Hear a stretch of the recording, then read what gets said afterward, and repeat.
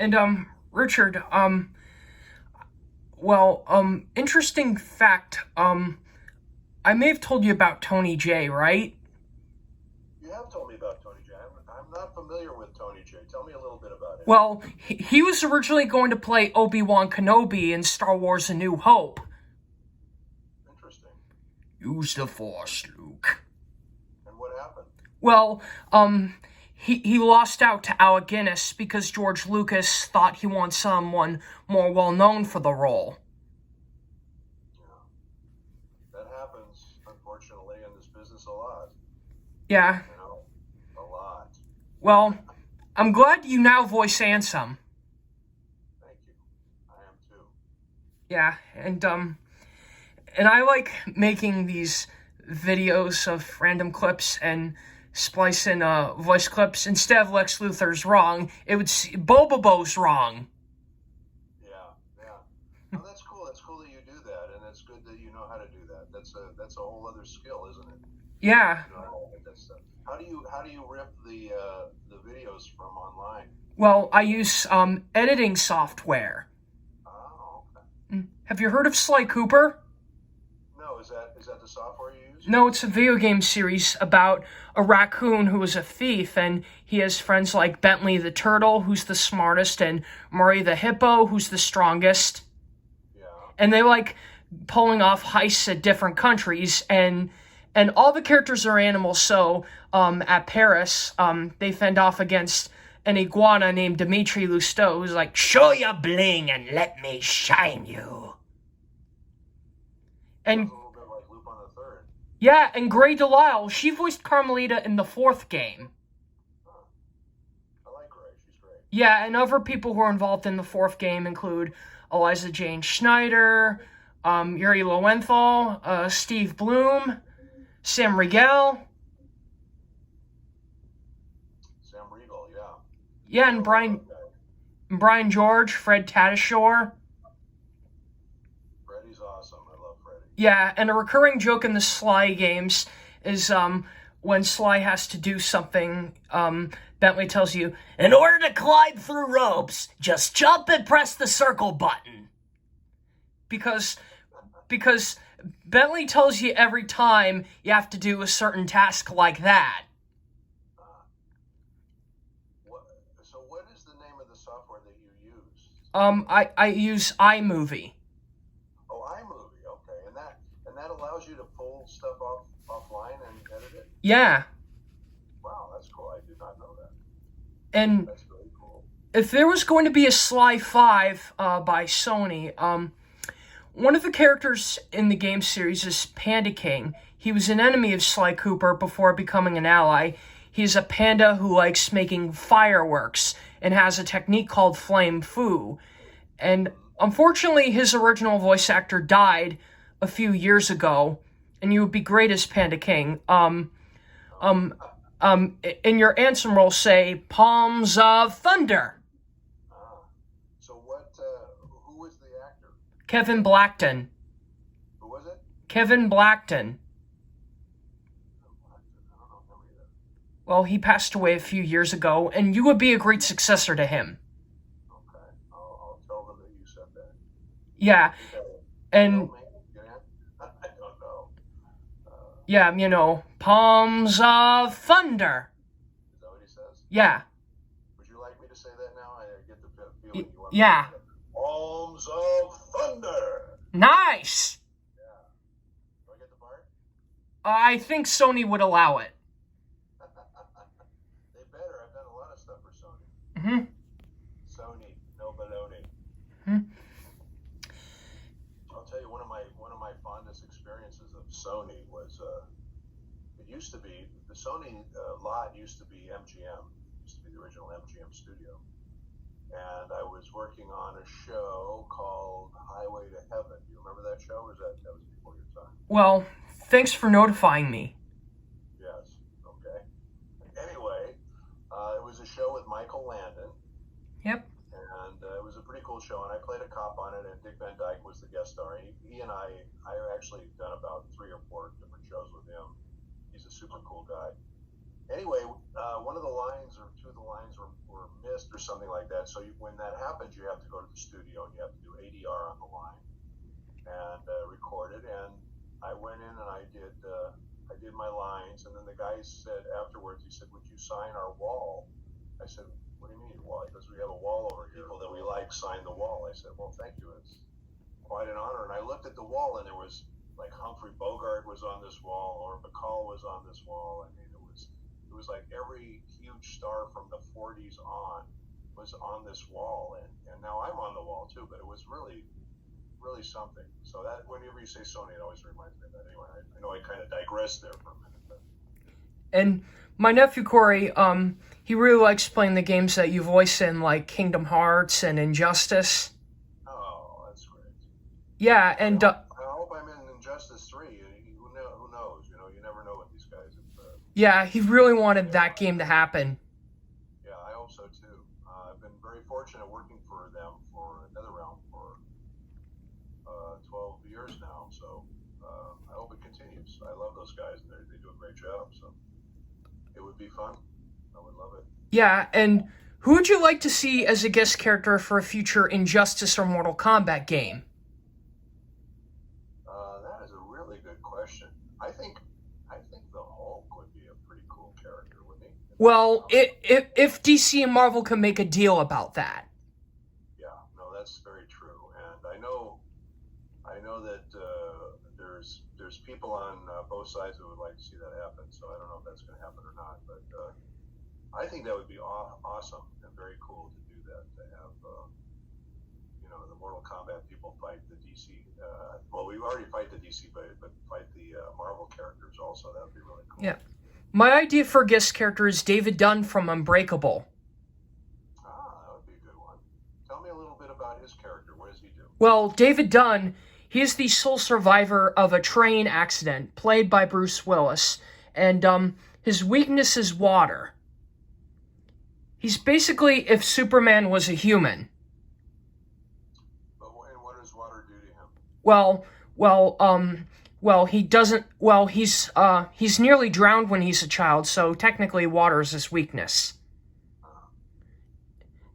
And it's part of a movie by M. Night Shyamalan called Unbreakable. Oh, yeah.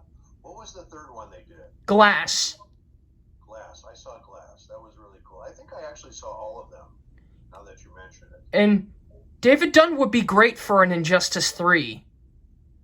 Yeah, he would be a cool character, actually. I think you're right. I think that's a really good idea. Imagine his interactions would be with Aquaman, since he doesn't like water. Yeah, Aquaman would have the advantage there, wouldn't he? Yeah.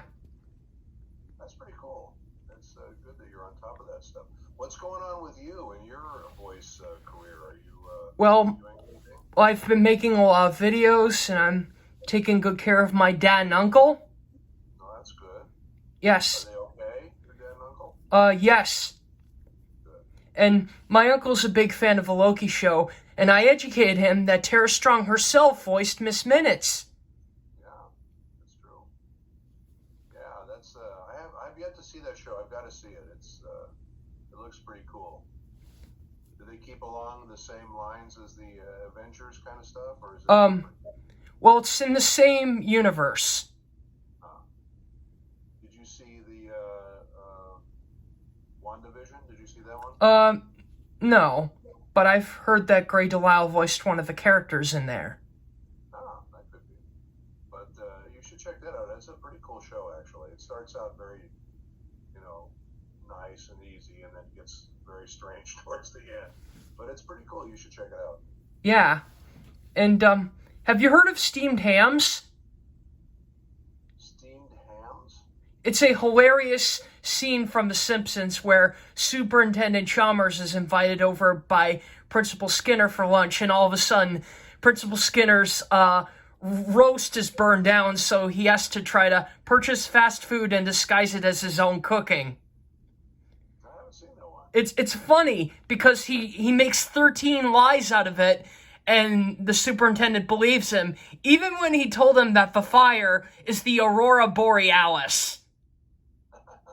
He goes, Aurora Borealis. At this time of year, at this time of day, in this part of the country, localized entirely within your kitchen. Yes.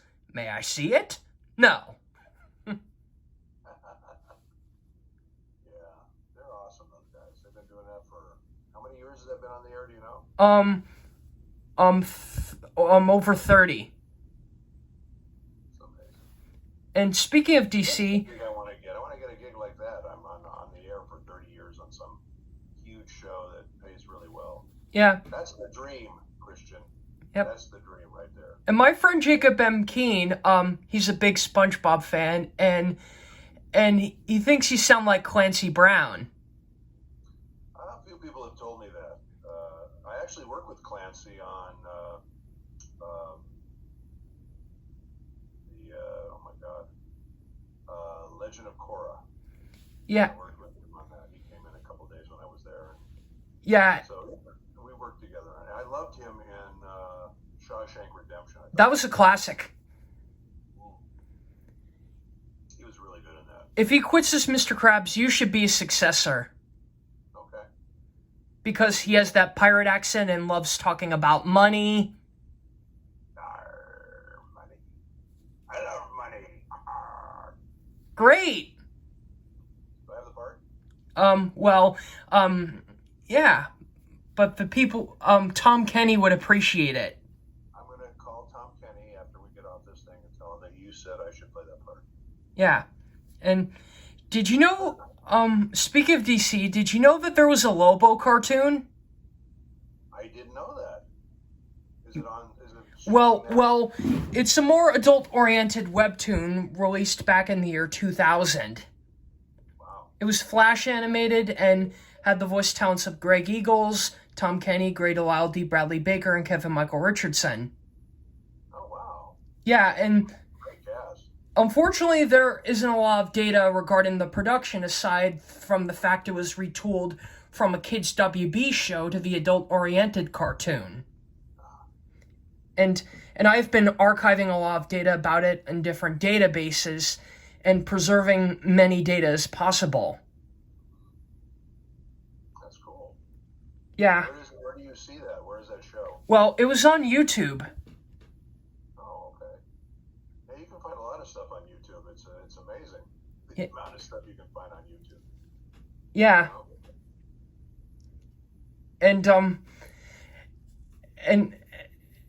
And for Strong Bad has his own crooked cop persona named Dangeresque. Yeah. Yeah, and he goes, "Looks like I'm gonna have to jump."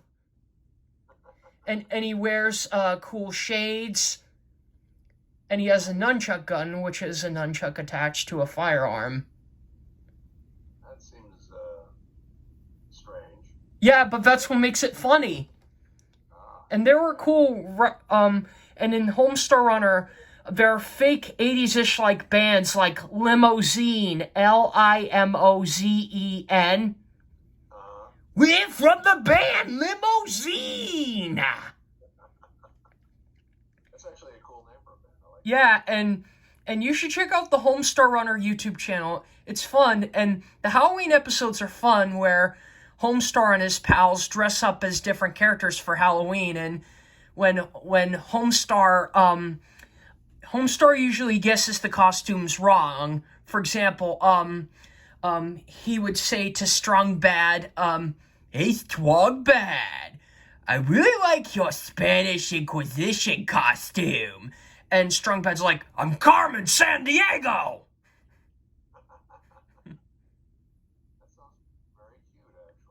Yeah, and other Homestar characters you might like is Bubs. He's the owner of a concession stand and sells weird stuff. Yeah, and for example, in this female different town, he was giving away flamethrowers that shoot chocolate $100 bills. $100 bills, okay. Imitation chocolate. Well, you could eat it at least. Yeah, and Homestar has a coach named Coach Z. I like rapping, but I do bad at mispronouncing Jorb. His name is Coach Ziggy? Yeah. Well, I played a character named Ziggy. You did a great Jorb. In a game called Xenosaga. Do you remember that game at all? Yeah. Yeah, it was Ziggy, Ziggurat 8 in that game. We did 3 of those. Yeah. And Coach Z, 1, 2, 3. And where is that? That's on YouTube also. That show? Yeah, Homestar Runner. Homestar Runner. I'll have to check out some of these things. I've seen a lot of these shows you're mentioning. So Yeah. What's your favorite game that you play? Well, anything that has you in it, obviously. Oh, that's very nice. Like the Mortal Kombat games and Injustice. Thank you. Yeah, I appreciate that. My personal favorite Joker line is where the Joker says, "Only 2 of us? That's an injustice!" Yeah, that was kind of cool the way they tied that together, isn't it? Yeah. Yeah. What else? What other games? Well, I have all the Kingdom Hearts games except for Melody of Memory. Okay. And my favorite of the Birth by Story playthroughs is with Terra. Because Tetsuya Nomura said it's recommended to do Terra's story first, then Ven's, then Aqua's. Okay. Well, we should listen to him, huh? Yeah, because Terra's story helps us understand what Xehanort's plans are, and for Ventus we learn what Vanitas is, and for Aqua, it ties it all together. Do me a favor. Give me a rundown in your own words of the history of Kingdom Hearts, how the whole story started and where it kind of went. Can you do that for me? Well, the chronology begins with Birth by Sleep, which takes place 10 years before the original Kingdom Hearts. That's interesting, isn't it? So it's a prequel. Yeah. And then what happens? What happens in the show? Well, Xehanort becomes Terra Xehanort, then takes over Radiant Garden, and he becomes a heartless and nobody, which leads to the events of a original Kingdom Hearts game. I see. Yeah. And by the end of that, Ansem was... In the original Kingdom Hearts game, is it Ansem? He's the assistant, isn't he? The apprentice to. No, Ansem the Wise is the Isn't Ansem apprentice to Ansem the Wise, the older one? Yeah, Terra Xehanort. Right. And then what happened? Well, he drove mad, and he was unhappy by Ansem the Wise, to leave the Heartless alone. And why did Ansem the Wise tell him to leave the Heartless alone? Well, Terra Xehanort wanted to do some experiments. And Ansem the Wise didn't think they were good experiments? Well, he's like, "I forbid it! Forget this talk of doors and the heart of all worlds. That place must not be defiled." You can do the whole cast, can't you? Yeah. Okay, so then what happens? What happens? Then it goes on to Kingdom Hearts 2. Then what happens? Not that. This part leads directly into the original Kingdom Hearts because he's like, "That's not my name. I'm not Xehanort. My name is Ansem." And that's led to the creation of a Heartless and Nobody. And then what happens in 2? No, well... You were explaining this to me. I don't know what the hell's going on. Well, Kingdom Hearts 2 is where Terra Xehanort's Nobody, Xemnas, he lost a good amount of his Organization 13 and wanted to make a fake Kingdom Hearts of the hearts of people. Wow. Yes. That's in Kingdom Hearts 2? Yeah. Xemnas was defeated by Sora and Riku, but the defeats of Ansem and Xemnas have resulted in the resurrection of Master Xehanort. Wow, that's interesting. Yeah. Now, is Master Xehanort actually a good guy? Well, he redeems himself by the end of Kingdom Hearts 3 Remind. Oh, okay. So then what happens in Kingdom Hearts 3? What happens to the story there? Well, he made up his own version of Organization 13 because he wanted to make 13 versions of himself and pit them against 7 Keyblade warriors. And with that, the original Keyblade, called the Keyblade, would be rebuilt. What was the purpose of having those people fight? Well, it's because Master Xehanort wanted to make a second Keyblade War. Okay. And that's how 3 ends? And then Ansem fades away, doesn't he, at the end of it? Yeah. He becomes a tree or something? Yeah. I'm glad I explained it to you. Yeah, I'm glad you did too. I've been doing that for like 20 years. I don't know what's going on with that show. That's kind of crazy. But that's fun. It's been fun to be part of that, I'll tell you. Yeah. Good one. And for Kingdom Hearts 4, I would like a Cusco world. Do you think it's possible that Ansem could come back in Kingdom Hearts 4? Interesting idea. And hey, how's it going? I'm Cusco. Sora's not the protagonist of the story. I am. Well, so do you think he could? Do you think Ansem could show up in the... Possibly, but I was saying for possible worlds of Kingdom Hearts 4, like Cusco or Atlantis from Atlantis Lost Empire. Yeah. Treasure Planet. They're going to be the new protagonist, you think? No, new worlds. I'm just coming up with ideas. Oh, you're coming up with ideas. Okay, all right. Well, you have really good ideas. Why don't you maybe look into becoming, working on some of these games and try, contact these companies, see if you could work with them on some of this stuff. Yeah, and have you heard of My Life as a Teenage Robot? No. It's a cartoon about a robot girl named Jenny Wakeman who wants to hang out with teenagers rather than fight off aliens. She's voiced by Janice Kawai. Okay. And Jenny, she likes being friendly to her friends, and her mother, voiced by Candy Mile, is like, XJ9, you listen to me this instant, young lady! And Eartha Kitt voiced the villain in there, Vexus. Wow, that's pretty cool. Yeah. How old is that? Is it a cartoon? Yeah, back in 2003. Wow. Rob Renzetti made it, but the guys at Nickelodeon screwed him over. How did that happen? Well, the thing is that because of this, the show had low ratings, even though it had 3 seasons. How did they? What you said they screwed him over? I think they were trying to give the other shows more milking it for as long as they can. Oh, I see. And they weren't promoting this other show. Is that? Yeah, they weren't promoting Jenny Wakeman at all. Oh, that's too bad. Yeah, and Audrey Wazalewski is in it, Wally Wingert, and Tara Strong. Tara Strong. Have you heard about Wally? Wally has his own museum.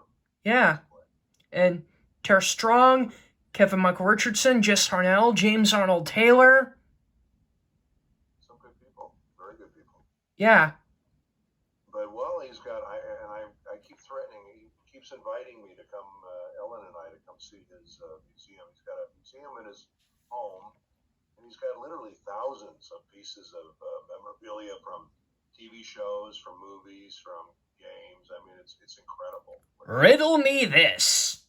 Yeah, he's got all of that stuff. So If you have Paramount Plus, I recommend watching My Life as a Teenage Robot.